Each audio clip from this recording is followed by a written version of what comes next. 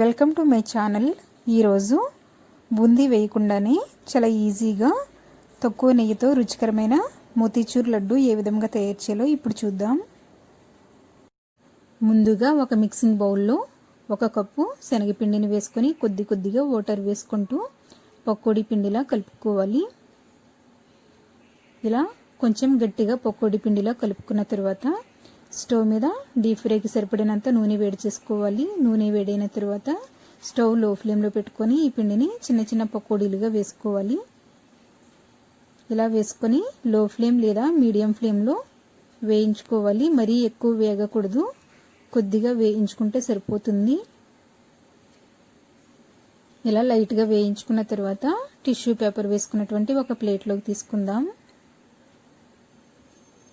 తరువాత స్టవ్ మీద చిన్న కడాయిని పెట్టుకొని 1 టేబుల్ స్పూన్ నెయ్యి వేసుకొని 1 టేబుల్ స్పూన్ జీడిపప్పు 1 టేబుల్ స్పూన్ కిస్మిస్ వేసుకొని లో ఫ్లేమ్లో కలుపుతూ బాగా వేయించుకోవాలి. ఇవి వేగిన తర్వాత స్టవ్ ఆఫ్ చేసుకుని పక్కన పెట్టుకుందాం. తర్వాత మిక్సీ జార్లో వేయించి పెట్టుకున్నటువంటి పకోడీలను ఇలా ముక్కలుగా చేసుకుని వేసుకోవాలి. ఇవి కొంచెం చల్లారిన తర్వాత మరీ మెత్తగా కాకుండా కొంచెం బరకగా రుబ్బుకోవాలి. ఇలా రవ్వలా ఉండేటట్లుగా రుబ్బుకొని పక్కన పెట్టుకోవాలి.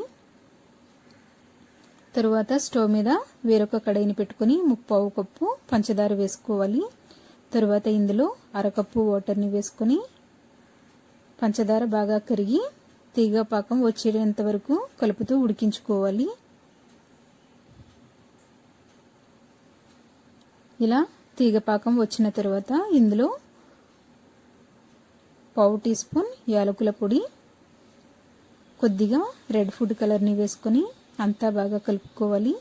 తరువాత ఇందులో రుబ్బుకొని పెట్టుకున్నటువంటి పకోడీ రవ్వను ఇందులో వేసుకొని బాగా కలుపుతూ ఇది దగ్గరగా అయ్యేంత వరకు ఉడికించుకోవాలి. ఇలా దగ్గరగా అయ్యేంత వరకు కలుపుతూ బాగా ఉడికించుకున్న తర్వాత 1 టీ స్పూన్ నెయ్యి వేసుకొని బాగా కలుపుకోవాలి. తరువాత వేయించి పెట్టుకున్నటువంటి జీడిపప్పు కిస్మిస్ని వేసుకొని బాగా కలుపుకుందాం. అవసరం అనిపిస్తే ఇంకొంచెం నెయ్యి వేసుకొని కూడా కలుపుకోవచ్చు. తర్వాత దీనిని ఒక ప్లేట్లోకి తీసుకొని బాగా చల్లారిన తర్వాత చేతికి కొద్దిగా నెయ్యి రాసుకొని లడ్డూలుగా చుట్టుకోవాలి.